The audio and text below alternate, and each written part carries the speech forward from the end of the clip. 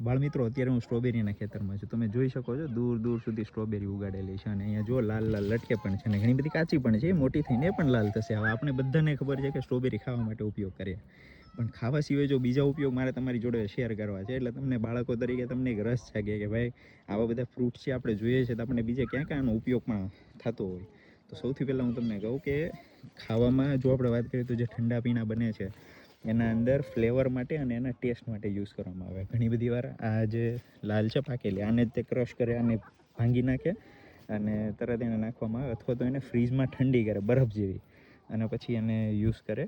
એટલે કોઈ પણ ઠંડા પીણા હોય, કોઈ પણ મોકટેલ જે કહીએ આપણે, કદાચ તમે સાંભળ્યો આ શબ્દ, તો એમાં આ લોકો યુઝ કરે ફ્લેવર લાવવા માટે, ટેસ્ટ લાવવા માટે, સ્મેલ લાવવા માટે, બરાબર. આના સિવાય બીજું, હવે આની અંદર છે ને વિટામિન સી વધારે આવે. જેમ લીંબુની અંદર વિટામિન સી આવે ને, વિટામિન સી હોય એટલે એના બે ફાયદા. એક તો બોડીને વિટામિન સી મળે, બીજું જ્યાં વિટામિન સી સારું હોય ત્યાં ચામડી માટે ફાયદાકારક થાય.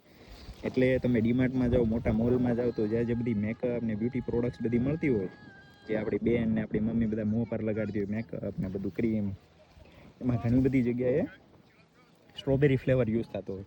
તો એ આ સ્ટ્રોબેરીમાંથી આવે છે. આના જોડે જોડે ન્યુટ્રાસ્યુટિકલ અને ફાર્માસ્યુટિકલ, આ બે શબ્દો અંગ્રેજી શબ્દો છે, કદાચ સાંભળવામાં સમજવામાં તમને થોડા અઘરા પડશે, પણ ક્યાંક આપણા બોડીના પોષણ માટે અને ક્યાંક આપણા બોડીના ફાર્માસ્યુટિકલ હેતુ માટે, કે ક્યાંક આપણે કહીએ કે એન્ટી માઇક્રોબિયલ, એટલે ક્યાંક ચામડી સારી કરવા માટે, ક્યાંક હેલ્થ માટે, કે સ્ટેમિના માટે, બોડી મજબૂત બને એના માટેની જે પ્રોડક્ટ બધી આવે એમાં સ્ટ્રોબેરીનો ઉપયોગ થાય, બરાબર. આના જોડે જોડે આપણે વાત કરીએ કે આ જે બધા પાંદડા છે ને એને ક્યારેય એનિમલ માટે પણ યુઝ કરવામાં આવે. ઘણી બધી વાર સસલાઓ એને આપે, ઘણીવાર ઘાસચારામાં લીલા યુઝ થાય ને સૂકવીને પણ આને પછી યુઝ કરવામાં આવે. તમે જુઓ કઈ સરસ મજાની લટકે છે, જોવામાં મસ્ત લાગે અને લોકો મસ્ત મસ્ત અહીંયા ખાય. જો લટકે છે, તો મને થયું કે તમારા જોડે શેર કરું. આના સિવાય બીજા ઘણા બધા ઉપયોગ છે. અને જો રાસાયણિક ભાષામાં વાત કરીએ તો આમાં ઘણા બધા વોલેટાઇલ કમ્પાઉન્ડ છે, વિટામિન સી છે, એન્ટીઓક્સિડન્ટ છે.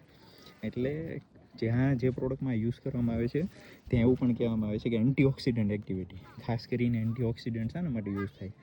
તો સાદી ભાષામાં તમને સમજાવું કે ઘણી બધી વાર કેન્સર જેવા કોષ હોય એને મારવામાં ફ્રી રેડિકલ જે જનરેટ થતા હોય, તમને અત્યારે ફ્રી રેડિકલ સમજવા થોડા અઘરા પડશે, માફ કરજો મને, પણ ભવિષ્યમાં તમે આવું સાંભળો ને તાર મને યાદ કરજો.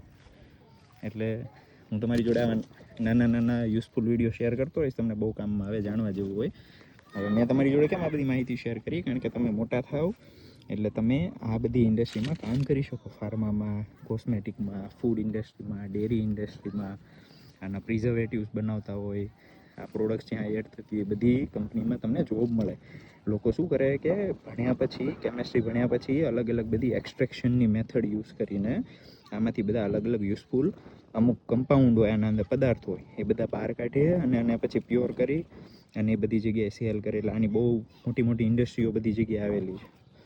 તો તમને એક સપનું મેં આપ્યું કે આવા તો બીજા ઘણા બધા ફ્રૂટ છે, આવે ઘણી બધી વનસ્પતિ છે કે જેમાંથી ઘણું યુઝફુલ સારા સારા કમ્પાઉન્ડ બધા મળતા રહે.